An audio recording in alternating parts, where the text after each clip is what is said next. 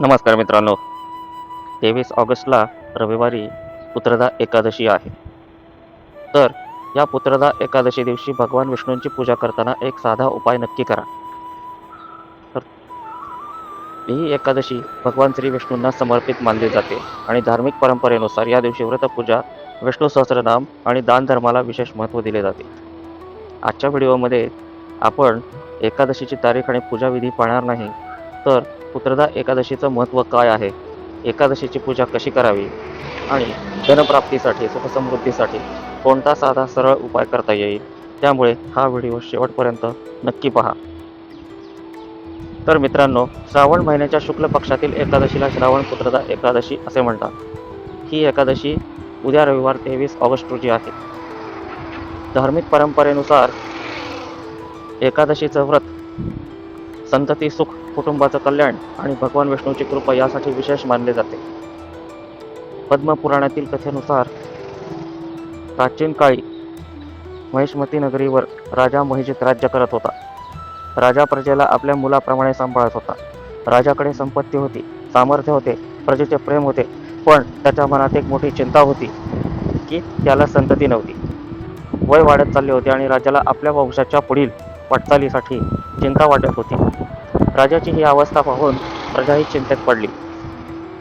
लोमश ऋषींनी राजाच्या पूर्वजन्माशी संबंधित कारण सांगितलं आणि श्रावण शुक्ल एकादशीचं व्रत करण्याचा मार्ग सांगितला.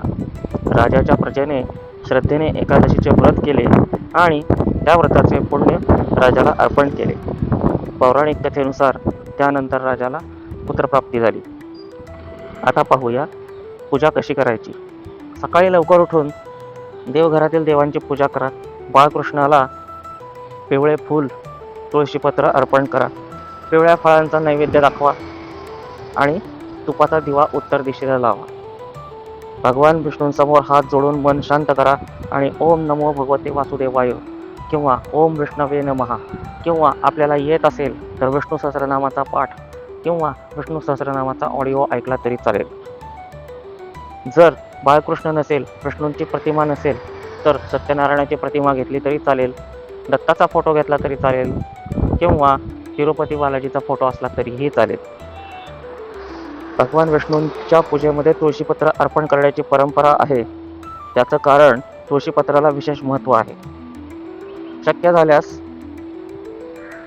ते तुम्ही अर्पण करा, नसेल तर पूजा झाली नाही असे समजू नका.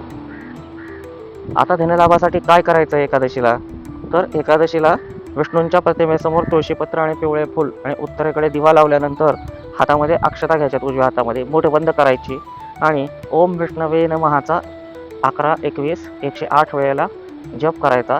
1008 वेळेला केला तर उत्तमच. जर शक्य नसेल विष्णू सहस्रनामाचा पाठ करा. विष्णू सहस्रनाम येत नसेल तर विष्णू सहस्रनाम ऐका आणि आपल्या क्षमतेनुसार गरजू व्यक्तीला अन्नदान किंवा क्षमतेनुसार जी काही आपण मदत करू शकत असाल ती करा. पुत्रदा एकादशीचे नावच संतती सुखाशी जोडलेलं आहे. धार्मिक परंपरेनुसार ज्या जोडप्यांना मूलबाळ होत नाही, संततीची इच्छा आहे, त्यांनी या दिवशी भगवान विष्णूंची श्रद्धेने पूजा करावी, प्रार्थना करावी आणि सांगितलेला उपाय करावा. ओम विष्णवे नमःचा जप किंवा ओम नमो भगवते वासुदेवायाचा जप. याने आपल्याला मानसिक आधार मिळेल आणि भगवान विष्णूंचे आशीर्वाद प्राप्त होतील. शक्य असेल तर उपवास करा. जर आपल्याला सवय नसेल तर उपवास करू नका. फक्त भगवान विष्णूंचे नामस्मरण केले तरी चालेल. आता या दिवशी काय करायचं आहे, तर भगवान विष्णूंचं नामस्मरण करायचं आहे. देवासमोर उत्तर दिशेला दिवा लावायचा आहे. तुळशीपूजन करा. विष्णू सहस्रनाम किंवा नामजप करा. गरजू व्यक्तीला अन्नदान करा. कुटुंबाच्या सुखशांतीसाठी प्रार्थना करा. राग, वादविवाद, नकारात्मक विचार आणि अनावश्यक खर्च टाळण्याचा प्रयत्न करा. एकादशी ही फक्त उपवास नसून संयम आणि भक्तीची एक संकल्पना आहे. आपल्या धार्मिक परंपरेनुसार एकादशीच्या दिवशी उपवास आणि आहाराचे नियम पाळले जातात. तुमच्या घरातील परंपरा किंवा स्थानिक पंचांगानुसार ते पाळले तरी चालेल. तर मित्रांनो, श्रावण पुत्रदा एकादशी आपल्याला केवळ इच्छा पूर्ण करण्यासाठी व्रत करण्याचा संदेश देत नाही, तर ती आपल्याला शिकवते भक्ती, संयम, चांगले कर्म आणि सकारात्मक विचार. राजा महिजितच्या कथेतूनही आपल्याला श्रद्धा आणि योग्य मार्गदर्शनाचे महत्त्व समजले. म्हणून 23 ऑगस्टला भगवान श्री विष्णूंचे मनापासून नामस्मरण करा. एकादशीचा हा उपाय श्रद्धेने करा.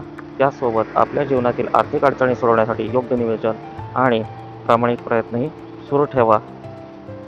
कॉमेंटमध्ये लिहा ओम नमो भगवते वासुदेवाय. तुमच्या कुटुंबात सुख, शांती, आरोग्य आणि समृद्धी नांदो हीच भगवान विष्णूंच्या चरणी प्रार्थना. नमस्कार.